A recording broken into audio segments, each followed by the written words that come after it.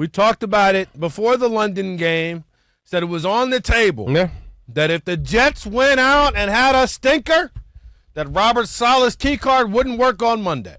Yeah. Ian was like, but look at the backup linebackers. But look at this. That guy got drafted by Jacksonville and got cut, and Heath brought him in. Have you seen the third safety? I mean, come on, the growth. The growth. Oh, God. Ian, I know damn well you're not going to take that. I know damn well you're not going to take that. No, you asked me what the good parts about Saleh were, and I responded with a few examples, but there we go. He's fired. There were clearly more bad things than good things, and I can concur on that front. But I'll say this, though. I'm not sure. I'm not sure if that's true, because when you look at the totality of the New York Jets, now that Robert Saleh is actually fired, the win-loss record alone, fire-worthy, right? The win-loss record alone was relevant enough. Yeah. But when you take this year in particular, the Jets' defense hasn't been the problem. The problem Number is, 3 in the league. Well, the problem is Aaron Rodgers did not respect the head coach. And if you have a situation where Aaron Rodgers has shown, like we've seen it time and time again with him, if he has a level of disdain for you, it's over between you and him. Man. It's over. There's Is it, though? Because, Matt LaFleur survived. He won that power struggle. No. Matt LaFleur, that's why Aaron Rodgers is now in New York. I was about to say, that's why Aaron Rodgers is gone. And then, but then wouldn't LaFleur have won the power struggle? But I'm saying that relationship was over. Like it's split. Like I'm not saying that Matt LaFleur's career was over. Robert Saleh's career may not be over. But in terms of your partnership with Aaron Rodgers, that thing is finito. Sure, yeah. Finished, cooked, done. So when I look at it, though, the problem is, especially because if you're not going to fire Nathaniel Hackett as well, it is a tacit admission of what I said last week. We're in the Aaron Rodgers business. For good or for bad or for worse, we're in the Aaron Rodgers business now. And now the one good thing out of all of this for the Jet fan, now there's no more excuses. When you lose, which I think that'll happen, when you lose. Like another 5 times, yeah. It will be because Aaron Rodgers lost you the game. Period. Stop. Yeah. This guy's 14-14 in his last 14-13 in his last 27 starts. I threw it out there last week, guys. I'm on the hill now, just like I was with Russell Wilson. I'm at the point now where Aaron Rodgers, I'll say he's done. As far as being a quarterback that's going to make you a real contender, a quarterback that's going to amount to winning, he's not that guy anymore. Here's the problem. It's okay. It really is. It happens. I'm a Dolphin fan.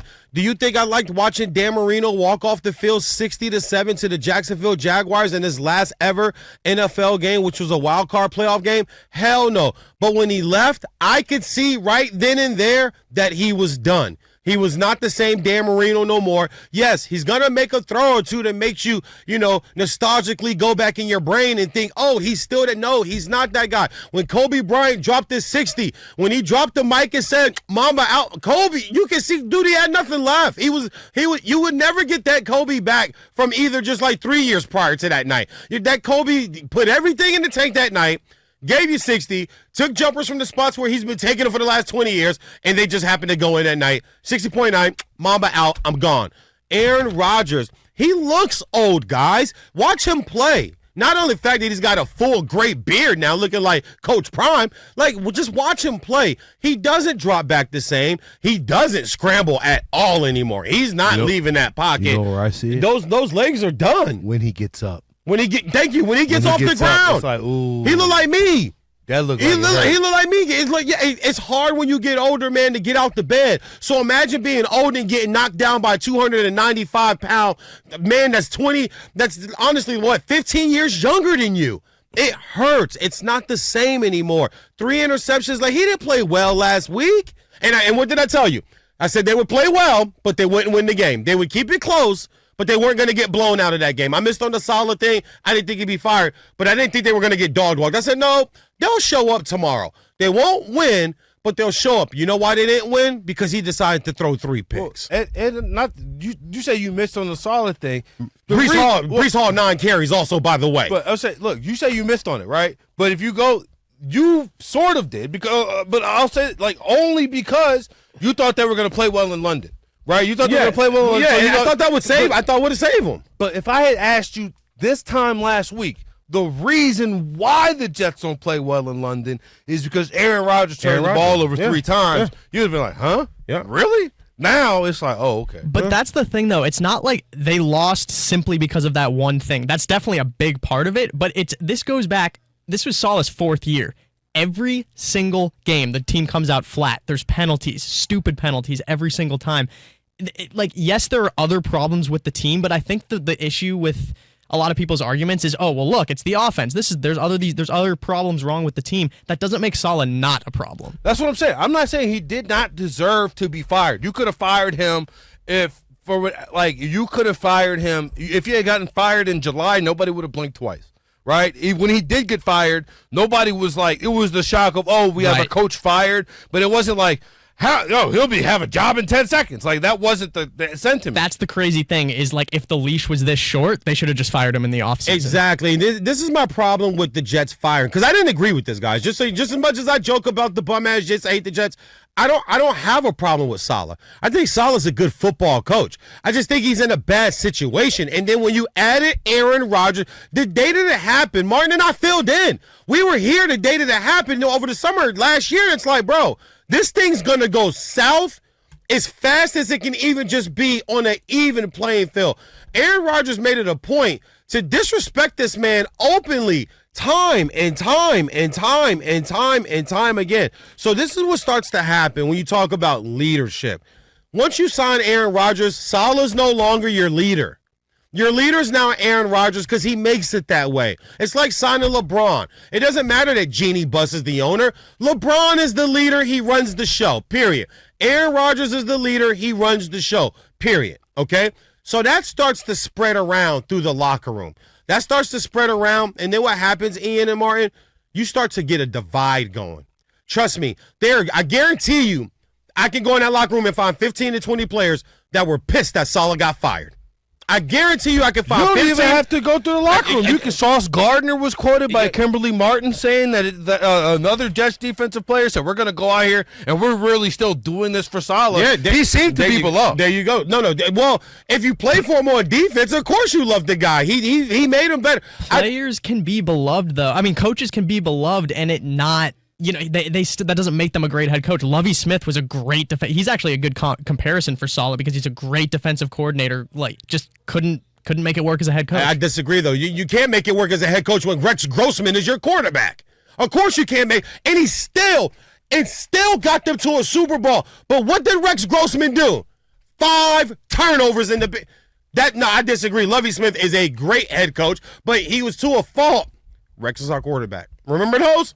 Rex is our quarterback. Hey, coach, you ever think about Rex is our quarterback? He stuck with his guy. That was the only thing to me that I thought was the bad move that he made.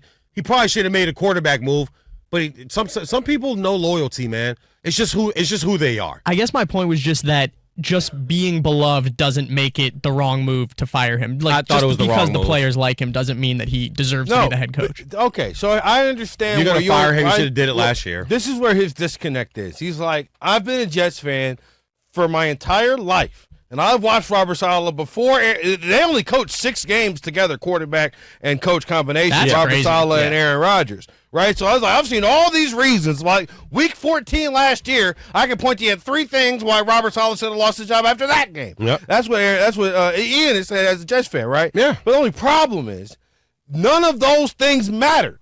The reason why he got fired, which to me, I understand, like the end result is one that you can't really argue or complain about, right? But the reason why is the issue.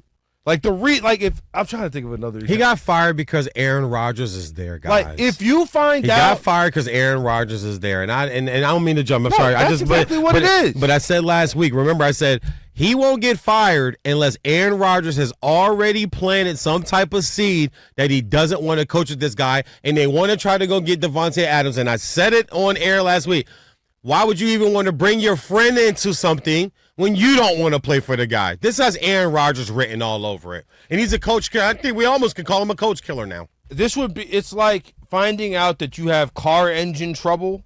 That's a good thing, right? You want to know that your car is bad. Like, you want to know that your check engine light, no, it's real. It's real. Your car is going to explode. Yeah. If you keep driving it like this. You know about that. Right. I do very well. But it's like finding that out after you rob a bank. Like it's good that you found out, but the timing and the process is going to really have you screwed. Yeah. Oh, you're talking about while you're in the getaway car. Okay. Like, it's good you found out that you have car trouble. You really should take it to a mechanic and get it fixed. The only issue is you're going to jail because you just got caught. You just robbed the bank, so you probably should keep driving. Yeah. Right. Like, it's over. Like, the car broke down. Like, okay, then you got to leave it there. You know, call AAA to get it towed 15 years later when you get out. Yeah. Because that's what it's like. It's like finding out you have car trouble after you robbed the bank. It's like, yeah, it's good found out, but you know, the timing sucks. So Ian, where do they go from here? Where do you because I think you said last week, if you fire your coach this early, you're punting on the season. They're playing for first place on Monday, which is so weird. That's why none of the three of us really saw this happening, is because they're playing for first place in the division. That's the crazy part, right? I just don't like firing a coach at 2-3. Yeah, in 5 games into a season. I just don't. You can lose your locker room. Listen. First of all, they're not beating Buffalo. Okay, they're not. Buffalo's coming off back-to-back losses. They're gonna want to go get this one. Tough defensive game, I know, at home, but they're a home dog. They're a home dog come Monday night, man. So I think Buffalo's gonna show up, and your guy Josh Allen, he's gonna make just a play enough to lose. Now you're 2-4. Now, no more Saleh. Like Mark just said, no more Saleh. What's the problem now? And what's the reason now? I just say the other thing is too, you can get away with this stuff if you're Aaron Rodgers, if you're still playing at an MVP level. Yep. Like, I'm not exactly sure how it all went when Tom Brady went to Tampa and he was like, you know what I want? I need Rob Gronkowski. You know what also I need? Yeah. I need Antonio Brown. Yep. Right? I don't know how that went. But you know what? I know that the rest of the locker room was like, Tom, we will get you whatever you want. And then Tom went in and delivered. But the receivers fist fighting for him. Right. But the difference is Tom, like, you know, he's the ultimate teammate. Yeah. And you find somebody who will disparage Tom Brady. It's hard to do. Unless his name is Rob Parker. Find somebody who played with Tom Brady that will disparage Tom Brady. Just turn on FS1 or ESPN. You can find a whole handful of people that got nothing nice to say about Aaron Rodgers. No, and that's for damn sure. And also, too, Jets. So Bills Monday at the Steelers, at the Patriots, which won't be a cakewalk even though the Patriots aren't good. They're going to show up and fight. They're going to show up and play. This is a division game. Then they got to get on a plane. Then they got the Texans. They got Texans and C.J. Stroud coming in. Then they got to get on a jet and fly all the way out west and go play the Cardinals. So have fun going out there to play the Cardinals. Then they come on for the Colts, which I think is a dub. I think the Colts are a mess because they don't have the quarterback. And then the Seahawks come in also. So coming out of this, could they get to week 11 and be 6-5 or 5-6? I don't have a problem with that, but that's not the recipe for them being a contender this year. That's still a 500 team by Thanksgiving. So by Thanksgiving, let's just call it the Seahawks game is December 1st. So by the start of Christmas season, they've got to at least be 2 or 3 over 500, or we're going to look back on this and go, yeah, you fired your coach, and then we're going to have more games to look at and go, yep, see this game right here, 2 interceptions. Oh, there's another 3 interception game by Aaron Rodgers. But I'm sure he wants everybody to just relax, right? But honestly, if you look at how they're like, I don't think we're going to look back and think they shouldn't have fired Saleh. Like, if they aren't playing great football, it's not like they've looked good under Saleh to this point. You know what I mean? The only way but it's like, Saleh never had a quarterback. Poor guy never had a quarterback. It's not because of Saleh's resume. It's the reason. It's the reasoning. It's the reasoning why everything blows up in his face. But a resume, you're absolutely right. Fireable offense.